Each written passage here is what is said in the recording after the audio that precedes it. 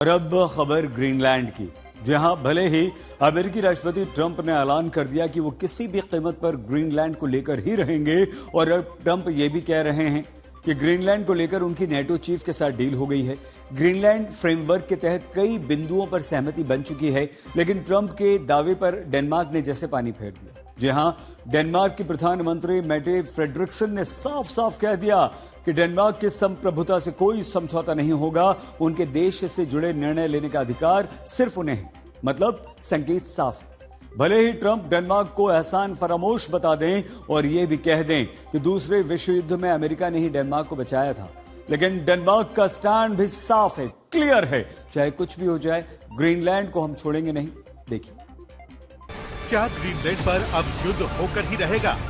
क्या ट्रंप की जिद और डेनमार्क का रुख जंग की तरफ जा रहे हैं? ट्रंप ने नेटो चीफ से सेटिंग की, डेनमार्क ने झुठला दिया। ट्रंप के मिशन ग्रीनलैंड को डेनमार्क चकनाचूर करने में लगा है। क्या डोनाल्ड ट्रंप की धमकी डेनमार्क के आगे फेल हो गई?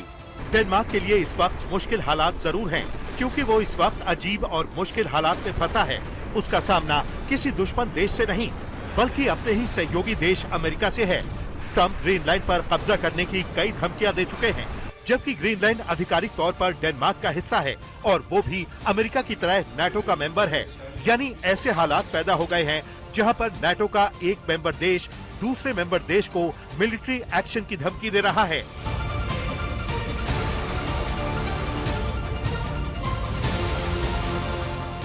अब सवाल यही है कि ग्रीनलैंड को लेकर ट्रंप और डेनमार्क जिस तरह से जिद पर अड़े हैं, तो क्या युद्ध ही एकमात्र विकल्प बचा है?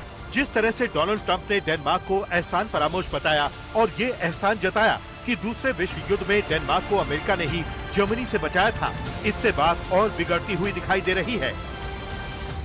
In World War II, when Denmark fell to Germany after just 6 hours of fighting and was totally unable to defend either itself or Greenland, so the United States was then compelled. We did it. We felt an obligation to do it.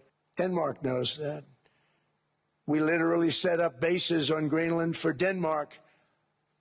We fought for Denmark. We weren't fighting for anyone else. We were fighting to save it. After the war, we gave Greenland back to Denmark. How stupid were we to do that? But we did it. But we gave it back.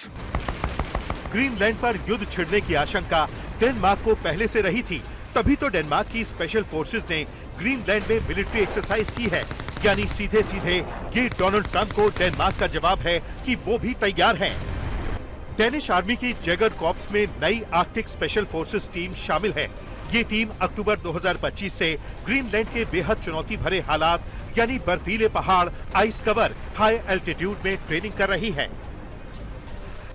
अब वो पूरे Greenland में operate करने की क्षमता रखते हैं। उनके पास MH-60R helicopter, snow mobile, skis का सपोर्ट है। उनका उद्देश्य आर्कटिक में कॉम्बैट पावर बढ़ाना, क्रिटिकल इंफ्रास्ट्रक्चर की सुरक्षा और नेटो की आर्कटिक डिफेंस मजबूत करना है। लेकिन सच ये भी है कि डेनमार्क के साथ मौजूदा समझौते के तहत अमेरिका ग्रीनलैंड में जितना चाहे उतने सैनिक तैनात कर सकता है, जबकि अमेरिका ने पहले ही इस क्षेत्र के उत्तर पश्चिमी सिरे पर स्थित पिटुफिक बेस में 100 से ज्यादा सैनिक स्थायी तौर पर तैनात किए हुए हैं। अमेरिका ताकतवर है, ये डेनमार्क भी जानता है और ग्रीनलैंड भी। फिर भी डेनमार्क झुकने के लिए तैयार नहीं है, क्योंकि डोनाल्ड ट्रंप ग्रीनलैंड को लेकर बहुत ही सीरियस हैं, और वो इसलिए। दरअसल अमेरिका को डर है कि अगर रूस या चीन की ओर से कभी भी अमेरिका पर परमाणु हमला हुआ, तो मिसाइलें ग्रीनलैंड के ऊपर से ही गुजरती हुई अमेरिका के शहरों तक पहुंचेंगी। अगर ग्रीनलैंड में ग्राउंड बेस्ड इंटरसेप्टर लगाए गए और अगर अंतरिक्ष में सैटेलाइट नेविगेशन के साथ उन्हें कनेक्ट कर दिया गया, तो अमेरिका के पास वो जगह होगी जहां परमाणु मिसाइलों को अमेरिका तक पहुंचने से पहले ही रोका जा सकता है और उनका परमाणु मलबा ग्रीनलैंड की बर्फ में ही गिराया जा सकता है। और यही है ट्रंप का गोल्डन डोम प्रोजेक्ट। अगर ग्रीनलैंड में अमेरिका का गोल्डन डोम बन गया, तो रूस की RS-28 सरमद के हमले से वॉशिंगटन बच जाएगा। अगर ग्रीनलैंड में ट्रंप ने गोल्डन डोम बना दिया, तो चीन की डेंगफांग 41 हाइपरसोनिक मिसाइल के हमले से अमेरिका के शहर हमेशा के लिए महफूज हो जाएंगे। अब सवाल यही है कि गोल्डन डोम अमेरिका की ढाल है या दुनिया के लिए विनाश का न्योता। डोनाल्ड ट्रंप की इस एक योजना ने मॉस्को से लेकर बीजिंग तक खतरे की घंटियां बजा दी हैं और इसीलिए डोनाल्ड ट्रंप ने दावोस से सीधे ग्रीनलैंड पर धमकी दी है।